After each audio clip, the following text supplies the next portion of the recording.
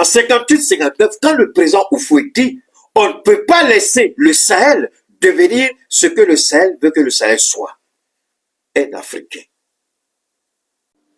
Les propos d'Houphouët, quand vous allez écouter ça, ce que Assimi dit, je sais que beaucoup de gens vont m'écouter, je vous demande d'aller fouiller l'intervention d'Houphouët. La vidéo c'est en blanc noir, à l'époque il n'y avait pas encore la couleur ici en Afrique, parce que c'était en 58, c'était en 58, oui, 58-59, Houphouët était ministre délégué à l'Élysée. Houphouët a dit,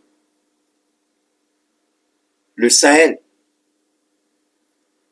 est une mine d'or qui ne doit pas échapper à la France. Je répète, vous avez bien compris. Houphouët Boigny dit, en 58-59, c'est avec Nathalie que j'ai vu ça. J'ai toujours su que Houphouët avait causé des torts. J'ai toujours su que Houphouët, je vous ai toujours dit que le vieux, au seuil de sa mort, a essayé de se repentir. Il a essayé de se racheter. En tenant des propos. En essayant de remettre en cause tout ce en quoi il a cru. Hein. Avec De Gaulle, Houphouët a dit, on ne peut pas perdre le Sahel. Le Sahel, c'est le poumon de l'économie européenne, non, française, autant pour moi. Est-ce que vous comprenez ce que c'est pas vrai? Alors ici, Assimi Goïta est en train de faire une démonstration de l'histoire. Et Nathalie Yam, quand j'ai écouté et suivi, moi je ne suis pas rancunier, vous savez. Hein. Si elle fait bien, je dis elle fait bien. Si elle fait mal, je tape dessus. Le jour où elle a soutenu Mamadou Koulibaly par rapport à cette histoire d'économie, quand Mamadou Koulibaly était en train de critiquer le Sahel, j'ai dit Mamadou Koulibaly, pardon. Tu as un doctorat d'économie, mais ici, là, tu as tout faux. Nathalie Yam, ton mentor, là, il a tout faux. J'ai fait ça avec lui. Donc, si elle fait bien, je dis elle fait bien. Si elle fait mal, je dis elle fait mal. Si Foucault fait bien, je dis fait bien. Si Alain fait mal, je dis Alain fait mal. Si Franklin Yamsi fait bien, il fait mal, je dis mon frère, tu as pété ici, là, tu n'as rien dit dedans. Le jour où il a dit Assimi n'était pas prêt là, je lui ai dit petit, tu as menti, c'est toi qui l'as. Mais aujourd'hui, là, c'est pas lui qui va à Talago d'Assimi Goïta. Keïta est droit dans ses bottes. Le jour où il a dit Assimi Goïta n'est pas prêt. Ça, c'est Franklin, hein. Ça y est, encore sur sa page, vous pouvez retrouver ça. Je lui ai dit petit, tu as menti. Ici, là, si tu viens avec ça, je vais t'allumer, tu vas te ressaisir. Mais aujourd'hui, fais à Talago d'Assimi Goïta. Mais Goïta est resté toujours le même. Mamadou, l'ancien président de l'Assemblée nationale, le mentor de Nathalie. Aujourd'hui, il voit que là, il est en train d'évoluer, mais pas selon sa volonté. Hein. J'ai dit, je n'ai pas fait économie, mais ici, là, mon frère, tu as menti. Donc, quand Nathalie fait bien, celui elle a bien fait. Et ici, elle allait chercher une vieille intervention de Houphouët, un vieux document, une vieille vidéo de Houphouët, où Houphouët dit, on ne peut pas accepter. Non. Et ce jour, Houphouët a parlé comme un Français. Non. Français, on ne peut pas accepter ça. Il est banal là. J'ai regardé. Je vais peut-être faire le devoir après cette intervention. Hein, je vais aller récupérer sur la page de Nathalie. Et puis, je vais faire sortir les propos d'Houphouët. À une prochaine intervention, je vais vous faire écouter comme j'ai fait pour Donald Trump. Là. Je vais vous faire écouter ce que Houphouët a dit. Houphouët dit, nous, Français, on ne peut pas accepter que le Sahel... Donc, la déstabilisation du Sahel, ça, il y a bien longtemps, avant même l'indépendance du Sahel, des États du Sahel, avant même nos indépendances. Je vous ai dit une fois que la plus grande réserve au monde dans le sous-sol se trouve dans le Sahel. Assimi va le confirmer. Mais pour que Assimi parle aujourd'hui, pour dire que nous sommes riches, que tous les Maliens refusent désormais de dire que le Mali est un pays pauvre. Mais avant que Assimi ne le dise, Assimi voulait avoir d'abord des éléments probants, des éléments concrets pour dire que le Mali est riche. Mais est-ce que Keïta a attendu ces éléments-là pour dire que le Mali est riche? Est-ce que Keïta a attendu les éléments? Assimi dispose d'éléments que moi je ne dispose pas. Mais j'ai toujours dit, si ce que je dis, je le répète, parce que répétition est pédagogique, si ce que je dis est l'inspiration de Allah, subhanahu wa ta'ala, Wallah billahi, vous n'allez pas fermer les yeux sans que cela ne se matérialise devant vous. J'ai dit le Mali est un pays pauvre, on n'a jamais été. Le Mali est un pays riche, on n'a jamais été pauvre. Le Mali n'a jamais été pauvre. On nous a fait croire qu'on est pauvre pour nous voler. On nous a fait croire qu'on est pauvre pour nous donner aide au développement, aide budgétaire, aide humanitaire. Mais c'est la formule toute classique de l'Occident pour voler et piller. On dit qu'on est pauvre, donc aide budgétaire, aide au développement, aide humanitaire. On n'en a pas besoin. Nous sommes plus riches que vous ne pouvez l'imaginer. Dieu a enfoui des richesses pendant, c'est-à-dire que des centaines et des centaines d'années, on va exploiter. C'est-à-dire que même après 200 ans, on n'aura pas fini d'exploiter la moitié de ce que nous avons dans notre sous-sol. Même 200 ans après, on n'aura pas fini d'exploiter ce que nous avons dans notre sous-sol. Ne serait-ce que la moitié. Même 200 ans après. On n'est pas en train de vous parler. On n'est pas en train de se battre. Moi, j'ai parlé parce que j'avais la certitude. J'ai parlé parce que quand vous avez cette certitude et que l'Esprit de Dieu même vous dit, hey, il faut dire, c'est dit. Tu le dis avec toute la confiance.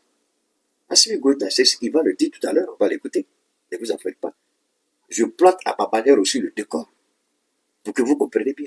Donc, ici, Assimi Goïta dit, pourquoi on nous combat? Oufou, il avait déjà dit en 59. Ne les laissons pas devenir indépendants. Ne les laissons pas se prendre en charge. Oufou, il avait dit en 59, en 58. Et le général de Gaulle a dit, par tous les moyens, les propos du général de Gaulle ont été repris par le général Lecomte. On ne peut pas, on ne doit pas. Et s'il refuse que nous soyons les... Ce que de Gaulle a dit est grave. On va écouter.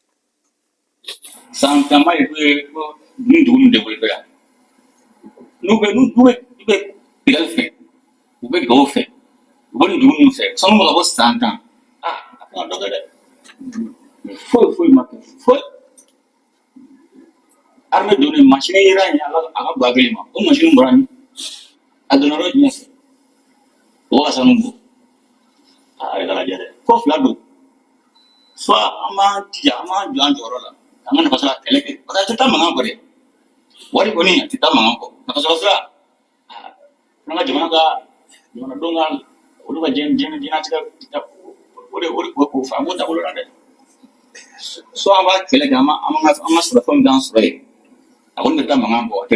Il dit, le jour où l'armée malienne est entrée à Kidal, parce que dans la pensée occidentale, on n'allait jamais pouvoir entrer à Kidal un jour. Selon la France, l'Union européenne, les Américains, on n'allait jamais pouvoir entrer un jour à Kidal. Mais arrivé à Kidal, on a vu des machines. Dieu merci, ils ont fui, ils ont laissé des machines que nous on a eu gratuitement parce qu'on n'a pas payé pour ça. Donc ces machines-là reviennent automatiquement à l'état du Mali. On a découvert des machines parce qu'ils n'ont pas pu fuir avec ces machines. Ils se sont échappés, ils ont fui, mais ils ont laissé derrière eux beaucoup de traces. Il dit, la souveraineté économique, monétaire, financière, 3 éléments. On ne l'aura pas aussi facilement. On ne viendra pas nous donner cette souveraineté économique, monétaire et financière parce qu'on est assis, on va nous regarder, vous êtes jolis, prenez votre... Donc, quand vous écoutez le président Assimi Goïta, est-ce que les pays qui nous regardent, qui vantent leur performance économique, est-ce que ces pays-là sont véritablement souverains sur le plan économique, monétaire et financier? C'est la question.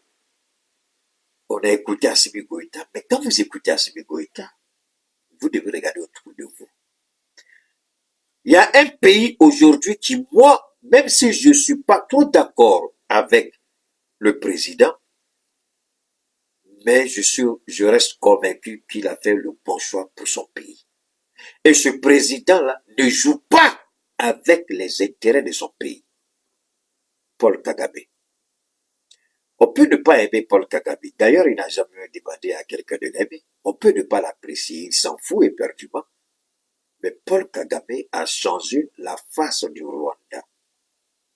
Et le Rwanda, à la date d'aujourd'hui, à l'exception de certains pays, bon, les pays du Maghreb, évidemment, l'Afrique du Sud, et puis, je crois, le Mozambique aussi, le Mozambique aussi, et puis, quel autre pays là? Le Rwanda, aujourd'hui, est une fierté africaine.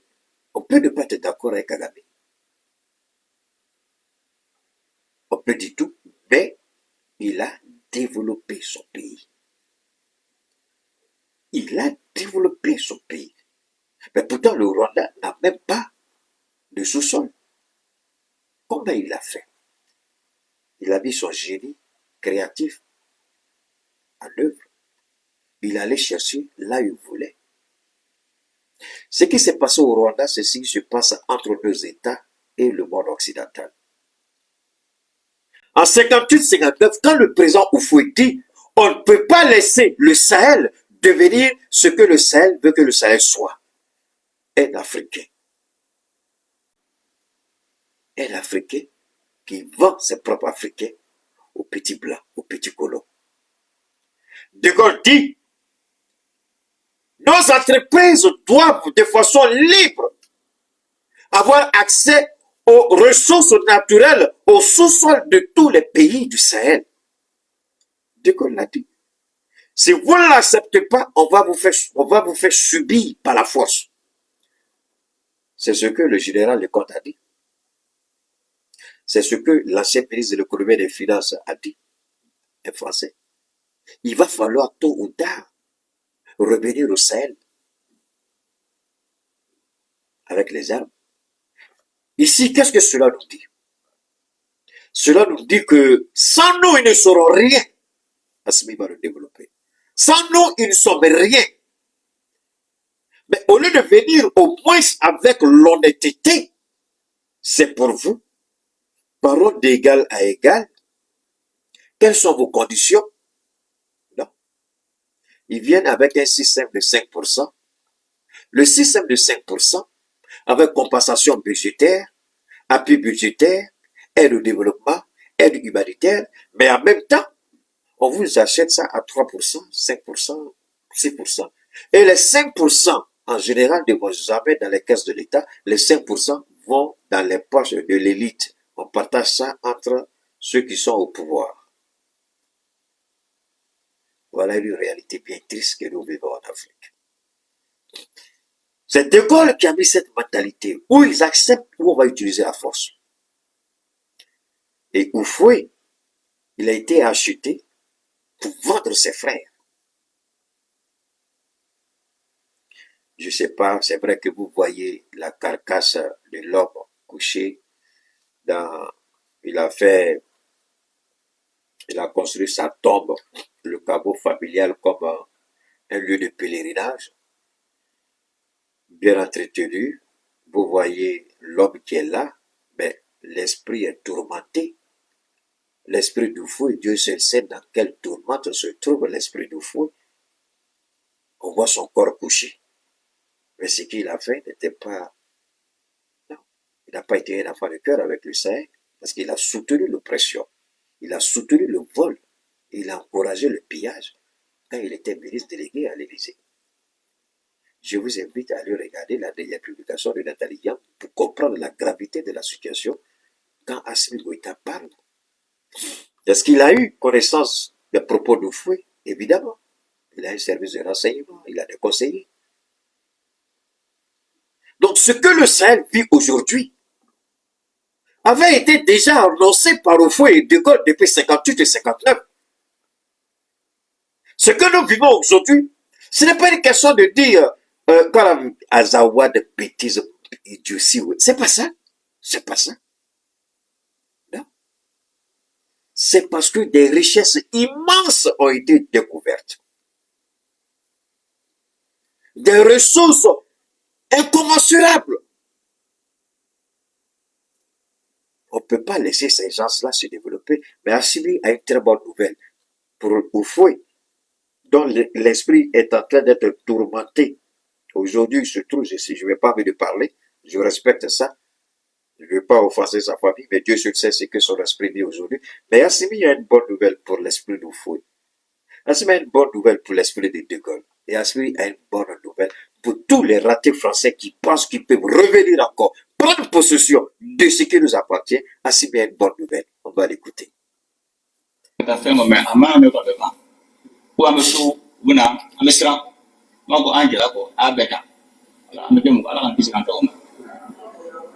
Donc, faut avoir de famille. On retourne à l'église, on a la paix. Il dit on a le choix. Soit on va mener le combat et on ne peut pas mener la guerre sans qu'il y ait des pertes en vie humaine. Il y aura des pertes en vie humaine. On doit être prêt pour l'accepter. Il y aura des handicapés, des blessés à vie. Il y aura des traumatismes. Mais si on veut un Mali meilleur demain, un Mali prospère, on n'a pas d'autre choix que de se battre. Et ce combat-là, cette bataille, cette guerre, on va la faire. Ce n'est pas moi. Ne m'insultez pas. Le président a dit. On va l'écouter.